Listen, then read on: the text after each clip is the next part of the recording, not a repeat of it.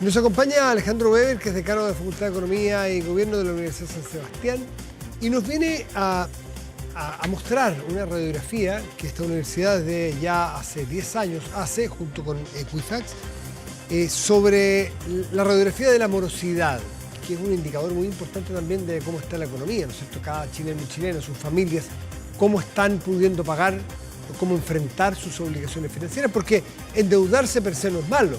Endeudarse y no poder pagar es el problema, porque cuando uno tiene flujo para poder ir pagando, bueno, el mundo financiero está a favor de uno, pero cuando no puede pagar, bueno, uno se pone en contra y se tranca la rueda. Alejandro Weber, buenas noches y gracias por estar aquí. Hola Matías, ¿cómo te va? Muchas gracias por la Bien, invitación. pues, ¿cuál es la foto del momento y también cuál es la película hacia atrás, la tendencia? Sí, partamos por lo que tú dijiste, Matías, que es central. La deuda es positiva si la administramos bien. De hecho, el acceso a crédito ha permitido a las familias chilenas acceder, por ejemplo, a una primera vivienda, que sería completamente imposible hacerlo sin crédito, a mejor salud, mejor educación, a experiencias de vida, en fin. El problema es cuando la deuda sobrepasa los ingresos permanentes de la familia y por lo tanto se genera un sobreendeudamiento que después deriva en la morosidad, que es no poder pagar los compromisos crediticios. Y con esa motivación, hace ya 10 años, en el año 2013, partió el informe de la Universidad de San Sebastián con Equifax de la morosidad de las personas. Y fíjate que si nosotros hacemos un resumen de estos 10 años, lamentablemente la cosa sigue más o menos igual.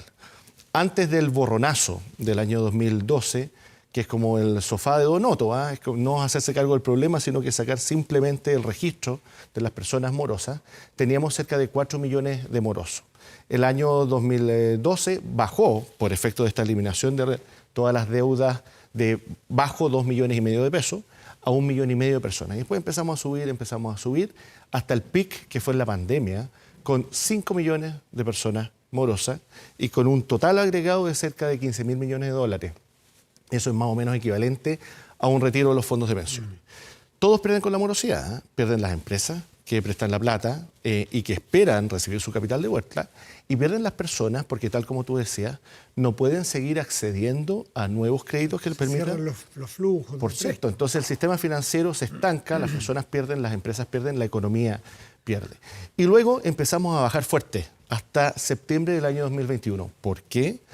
Porque nuestra economía post-pandemia se recuperó muy rápido, 11,7% de crecimiento.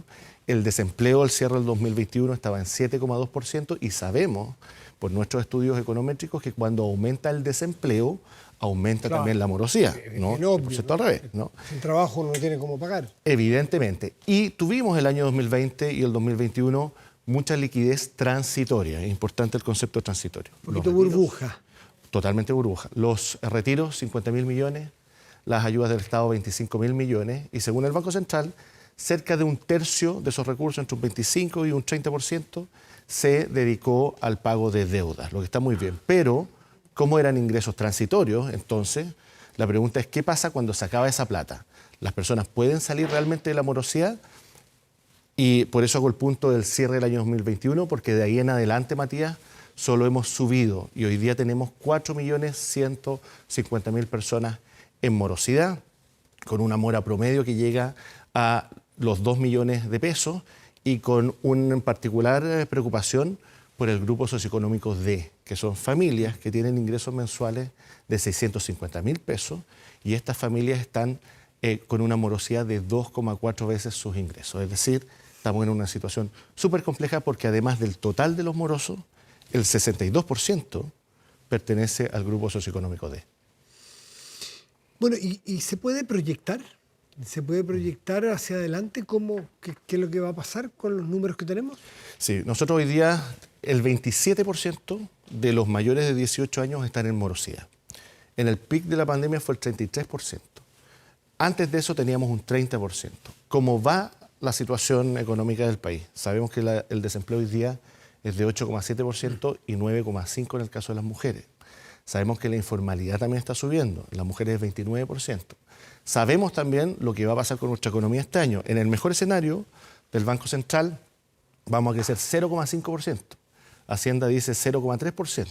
El FMI dice que nos vamos a contraer un 1%. En ese escenario la morosidad va a seguir subiendo No sabemos exactamente la cifra, Matías, pero sí vamos a tener un peor resultado del que tenemos hoy día. La morosidad, Matías, es un síntoma, es el reflejo, un termómetro de la situación de nuestra economía. Y la verdad es que este termómetro ha mostrado una fiebre que ha ido subiendo en el último tiempo, porque nuestra economía, más allá de la discusión si está en recesión o no, la verdad es que hoy día no está bien y podemos percibir en la calle y en el día a día los efectos de la crisis económica. ¿Cómo afecta la morosidad? Son con préstamos ya contratados, ¿no es cierto? Así es. Pero con tasas ya acordadas. No necesariamente siempre, porque hay tasas que pueden ser dinámicas o que pueden ser variables o que se van ajustando, ¿no? Hay de todo tipo. Hay deuda a tasa fija y tasas variables. Pero ¿cómo afecta el comportamiento de las tasas de interés que han tenido fruto de la inflación en nuestro país a este endeudamiento en el último tiempo y hacia adelante, que no se ve que vayan a bajar fuertemente, no sé, en un plazo muy breve? Sí, la inflación, por cierto, que afecta el endeudamiento y la morosidad, ¿no? Sabemos que la inflación afecta al dividendo ya contratado. Usted tiene un dividendo en UEF y por lo tanto yo va subiendo ese dividendo conforme a la inflación. El año pasado cerramos con una inflación del 12,8%. Y los salarios reales, este es un dato bien lamentable, ¿no? Pero los últimos 17 meses, los salarios reales cayeron. Y por lo tanto, la inflación afecta negativamente la morosidad. Es decir, con mayor inflación sube la morosidad. Pero la reacción para controlar la inflación es subir las tasas, ¿no? Eso es lo que hace el Banco Central y eso afecta... Encarece los créditos. Exactamente, sobre todo los créditos cortos. La TPM afecta fundamentalmente los créditos de consumo. Y la evidencia muestra que cuando las condiciones de crédito son más restrictivas, es decir, tasas más altas o requerimientos más exigentes de las instituciones que prestan la plata, la morosidad baja. ¿Por qué la morosidad baja? Pero hay menos créditos. Exactamente, porque hay menos crédito. Y otro ejemplo de eso, Matías, es que cuando comparamos hombres y mujeres, por ejemplo, en términos de proporciones se mueven exactamente igual, porque estamos hablando de grandes números, 4 millones de personas.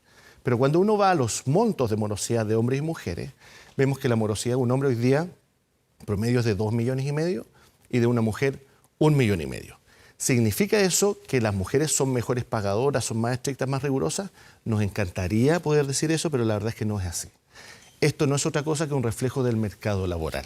Y cuando tenemos una tasa de participación de los hombres del 70% versus 49% de las mujeres, cuando tenemos una brecha salarial que oscila entre el 20 y el 10% para el mismo puesto de trabajo, igual calificación necesaria, exactamente, depende de quién lo mida, ¿no? Entre un 10 y un 20%, eso es un reflejo, eso genera como consecuencia ciertos resultados de la morosidad y por lo tanto eso afecta las condiciones de acceso a crédito de las mujeres. Y ese es un problema súper serio y que nos lleva al mercado laboral. Así como en las pensiones, Matías, da un poco lo mismo cuántos puntos de cotización subamos si es que no seguimos fortaleciendo nuestro mercado laboral, si no aumentamos en formalización, si no hacemos crecer los salarios, lo mismo ocurre en la morosidad. Es decir, si no logramos hacer crecer los salarios y generar más empleo, es muy difícil poder bajar la morosidad en el mediano plazo. Mencionaste al pasar las condiciones o los requerimientos para un crédito. Hemos escuchado que las personas que, por ejemplo, el mercado hipotecario, un mercado que es bien transversal en Chile, a lo largo de Chile, hombres y mujeres, y que ha permitido, no sé, acceder a casa propia a muchas familias en los últimos años, décadas, que está muy frenado por las altas tasas, ¿no es cierto? Eso también es una noticia por todos sabida. Pero no solamente la alza de tasas, sino que los préstamos ponen condiciones mucho más difíciles porque hay que resguardarse. Entonces, si antes prestaban a 30, ahora 20, o si era 20, a 15. Sí. Piden sueldos mínimos, si antes era de 1 millón, ahora pedirán de 2 millones, en fin, da igual, son ejemplos cualquiera. Sí. Y eso entonces empieza a cerrar la posibilidad del crédito. ¿Qué está pasando? Cuando hay mucha morosidad, me imagino que también los entes que prestan, los entes acreedores, lo que hacen es subir las varas para prestar.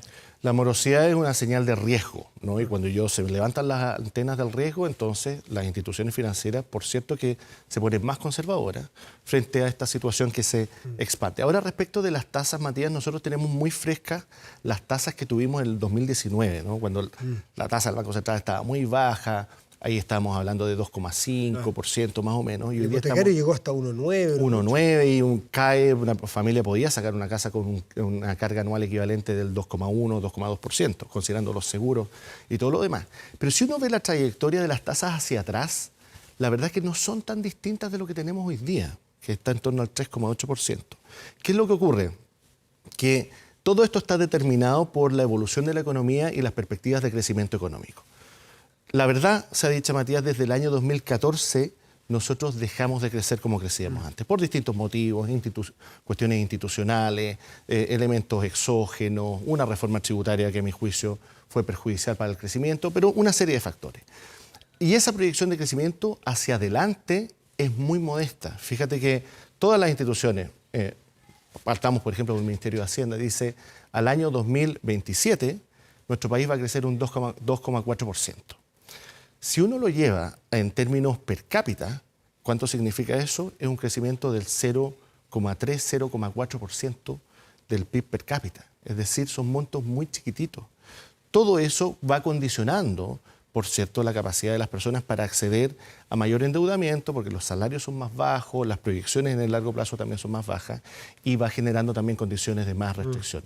El mismo Banco Central recientemente activó una herramienta que lo que hace precisamente es decir, mire, las condiciones de riesgo del sistema financiero son ahora más altas. En el mundo, anoche. En el mundo, y eso afecta a nuestro país. Y hoy día que tenemos cierta holgura, y las instituciones financieras, los bancos tienen holgura, bueno, entonces generemos un poquito más de colchón o un buffer para poder enfrentar las vacas flacas. Depende del Banco Central, básicamente, de la autoridad monetaria, el comportamiento de las tasas, ¿no es cierto?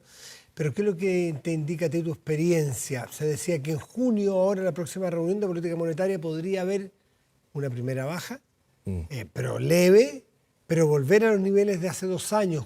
¿Cómo crees tú que puede ser?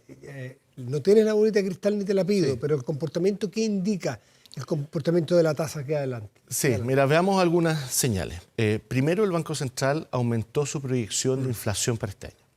¿No? Antes estaba un 3 y tanto por ciento y ahora dice, mire, ¿sabe qué? Vamos a cerrar el año con 4,6%. Es probable que esté entre el 4,6 o el 5%. Esa inflación se suma, ¿no?, a lo que teníamos el año anterior, por lo tanto, la cuenta final que van a pagar las familias es significativamente mayor que la que pagaron el año pasado con un 12,8% de inflación.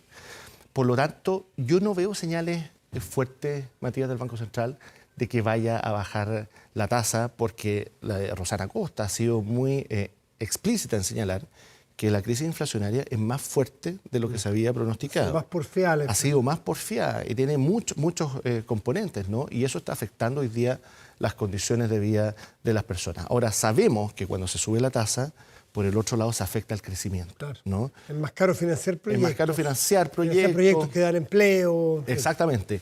Se reduce el ahorro. Sin ahorro no hay inversión, sin inversión no hay empleo. Y ese es el problema que tenemos hoy día, es un problema de crecimiento. Ahora, nuevamente, esta es una situación macro súper compleja, ¿no? Pero lo que necesitamos hoy día es, para poder contrarrestar esto, es generar una muy buena política fiscal que incentive ahorros, por ejemplo, en la reforma de pensiones, que incentive la inversión, por ejemplo, con un pacto fiscal que no solamente aumente impuestos, Matías, un pacto fiscal también significa bajar impuestos en algunos casos, significa avanzar en hacer más eficiente el Estado y una serie de otras cosas. Bueno, esa es la discusión que tenemos que tener. Está compleja la situación económica, sin duda, en lo que viene, y se está notando en familias, se está notando en gente cercana, se está viendo en general, como hace tiempo no se veía. Una buena noticia al terminar: hoy, o hace poco rato, se rechazó el sexto retiro. Sí. Y no se puede volver a discutir hasta 1 año más. Es una buena noticia porque parte de lo que estamos viviendo es fruto de los retiros. Sí, fíjate que hay distintas estimaciones. Una que hemos hecho nosotros en la Universidad de San Sebastián es de no haber existido los retiros. Estamos hablando de estos $50.000 millones. La inflación el año pasado no hubiese sido del 12,8%. Hubiese sido en torno al 7 al 7,5%.